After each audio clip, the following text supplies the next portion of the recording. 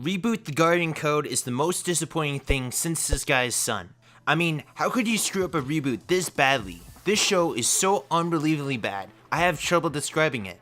Let's dissect this digital dumpster fire.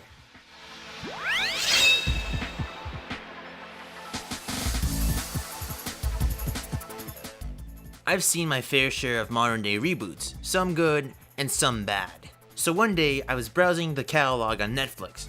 My eye caught the Guardian Code. I went, this looks pretty fascinating. What could go wrong? A lot went wrong. I'll tell you why.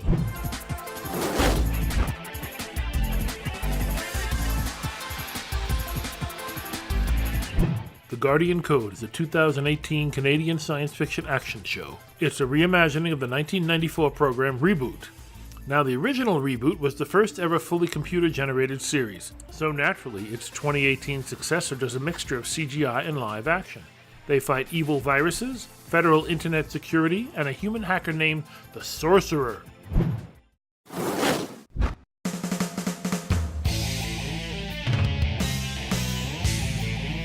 This show takes place at Northwestern School Alan Turing High. 4 teens with little attitude stumble upon Room Zero. They get sucked into cyberchase and become next generation guardians. They are Austin the Leader, Parker the Brains, Tamara the Ninja, and Trey the Muscles. Hey, that's my name. But they're so bland, I'll just call them by their colors. When Master Hacker the Sorcerer invades a European power plant, the Guardians fly in. They stop his bugs and save the day. Some AI lady named Vera materializes as an android, enrolls as an exchange student, and becomes their mentor. Later, the Sorcerer brings Megabyte back from the dead and coerces him into being a minion. Throughout the series, the Sorcerer and Megabyte invade some aspect of cyberspace.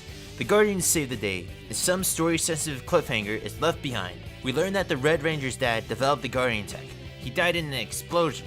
Another faction, the Department of Internet Security, wants to steal the father's tech. Some DIS agent named Rowan, the dad's roommate, starts hitting on the Red Ranger's mom for the tech. Eventually, the agent becomes an ally. At the halfway point, we visit the setting of the original series, and this episode is, well, bad. Very bad. More on that later. Megabyte finds his chaotic sister hexadecimal and gets her out of mainframe. The two don't do much together. By the end, they just hang out in the deep web. Fast forward, the Sorcerer eventually tracks down the Guardian's hideout. By the way, physical security is pretty much non-existent on this show. Whether it be a school, a server room, or even a governmental building, anyone can just walk in or out, I guess. The Sorcerer crashes in, but the Red Ranger stops him. Dad? Austin? Son? But what's this? The Sorcerer is the Red Ranger's dad? Oh my God! Oh yeah, the father's name is Adam Carter. While he was on a scouting mission, his brain got infected by dark code. The Red Ranger believes that his dad can still be saved, but surprise, the Sorcerer kickstarts a black hole that begins consuming the entire internet. He goes through a golem-like morality test.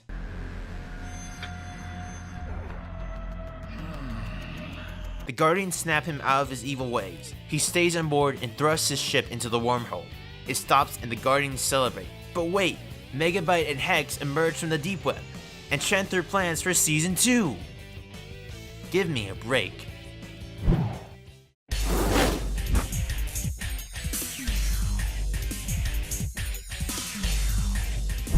This show is bad. Astoundingly bad. However, we like giving programs a fair shake. Let's start with the positives. Firstly, Vera is the most human character on this show. The characters break down into two camps: underwritten cardboard and cartoony evil. Vera transcends that mold. Despite being an artificial entity, she is the most relatable. Her robotic yet quirky attempts at human interaction made me chuckle. Plus, she delivers the best performance. I understand the directive and I will carry it out. But I do not feel good about it. You keep watching over Austin and the others. I will. You know it's sad when your best character is literally an android. Secondly, the antagonists are goofy fun. Megabyte and Hexadecimal just ham their roles, and I dig it. The Sorcerer attempts to be brooding are on a whole other level. Take a shot every time the Sorcerer says, "Impossible!" Impossible! Impossible! Just because they act ludicrous doesn't earn them any credit. They're shallow as everyone else in the cast. Thirdly, you can sort of differentiate the Guardians. Their designs are cool, I guess. Fourthly, the show gets creative with some really cool ideas. When it comes to facets of technology, we get fun scenarios like, that one time an Alexa-type program gets hijacked and almost crashes the Red Ranger's mom's car, or that one time they stop a nuclear warhead from launching. To disable it, they go through Tick-Tock Clock from Super Mario 64, and the way they stopped it at the end was the smartest thing done on this show. Or that one time they played Black Ops 2 Zombies. What's their solution? Flamethrowers. Sign me up. It doesn't sound that bad. Well, I didn't notice at first, but my brain did. And it noticed a lot of negatives. Oh boy. No, it's bad. Very bad.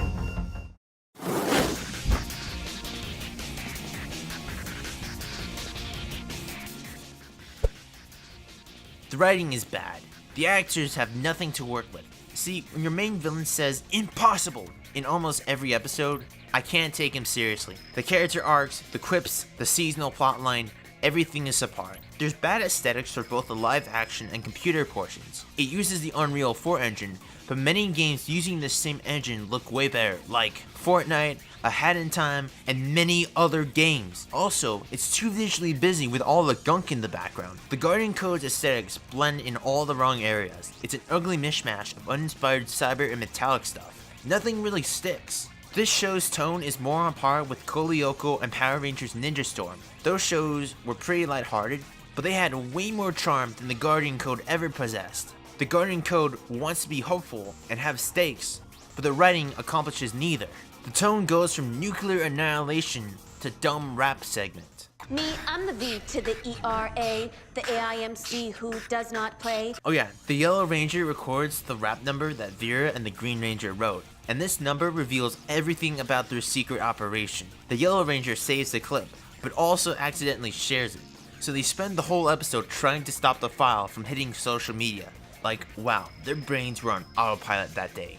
Evil father reveal falls flat on its face. Awesome in theory, but the bad acting and writing did it no favors. Adam's involuntary fall to the deep web is a cool concept, but his character is underdeveloped, and because we don't know that much about him, I don't feel anything for his sacrifice. However, the Guardian Code fails on a whole other level, and it's because of this one episode. It's the reason I wanted to cover the show.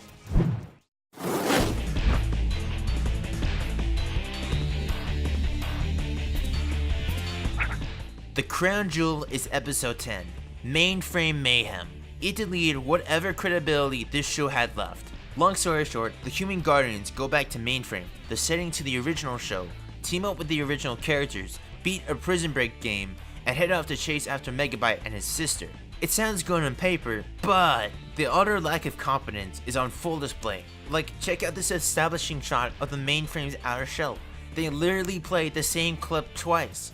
How did they miss this? The only thing I liked about this episode was the prison escape sequence. This travesty raises so many issues. Firstly, the original show ended on a cliffhanger. This rendition throws continuity into the recycle bin. The old players act as if nothing has changed. Secondly, it just so happens that the server hosting Mainframe was in the same layer as the Guardians headquarters. That's super convenient. Thirdly, the callbacks are so on the nose, I paused for a good minute. When Bob first appears, he says the original intro verbatim. It's literally copy and pasted. I am Bob. I come from the net. My format, Guardian. To mend and defend. Fourthly, they introduced this man-child character, and he is just the worst. Like, his entire room is filled with real-world memorabilia of the original show. So is this like an alternate continuity or something? Also, whoever wrote this scene has no respect for the audience. He's characterized as a basement-dwelling nerd, acts the part, and even says this line. I'm finally gonna win! And Mom said all this time in the basement was wasted! Somebody seriously thought, yep, this is how we'll categorize our loyal viewers. What could go wrong? This dude isn't just an insult to the original fans, it's an insult to anyone who likes science fiction. It reminds me of another nerd parody. That's right, this episode is the equivalent of Red Letter Media's opening skit of the Rogue One review. In fact, that very skit was on the back of my mind while I saw this cyber turd. Building is up to... Let's just talk about Reboot! X-Wings! And Moff Tarkin! Alderaan! We go back to Yavin 4. Remember the Rebel base? I clapped when I saw it. I clapped when I saw Darth Vader! Spider! ATSTs! ATSTs! I applauded it for being different! Fire!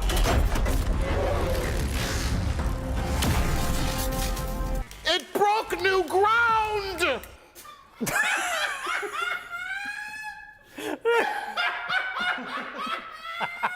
ATSTs! ATSTs! C-3PO and R2-D2 showed up and I clapped! I clapped when I saw them too! I clapped because I know Reboot! I know what that is! Did you clap at any of the new moments and memorable characters? Were there any? No! I clapped when Darth Vader turned on his red lightsaber. Holy shit, there was a red lightsaber and he used the Force! Oh my god! When Hexadecimal and Megabyte escape, the old characters are like, "Nice meeting you, new Guardians. Good luck with your mission. We won't help you even if the internet itself is on the brink of collapse." Bob and his friends are never mentioned again. This really is the most disappointing thing since Mr. Plinkett's son. The lack of care, focus, and basic competence are front and center. And this is coming from someone who never grew up with the 1984 version. You know they messed up. Let's type in the verdict. Most human AI character, Vera is shockingly the most human of the bunch. creatively mismanaged, This show has no clue what it wants to be. rubbish reboot. Mainframe mayhem is a real treat. If you're a marketer aiming to exploit nostalgia, watch this episode. Don't make the same mistakes Mainframe did. Do not watch this program. It's the perfect example of how not to make a reboot. I give it 1 blue screen of death out of 5.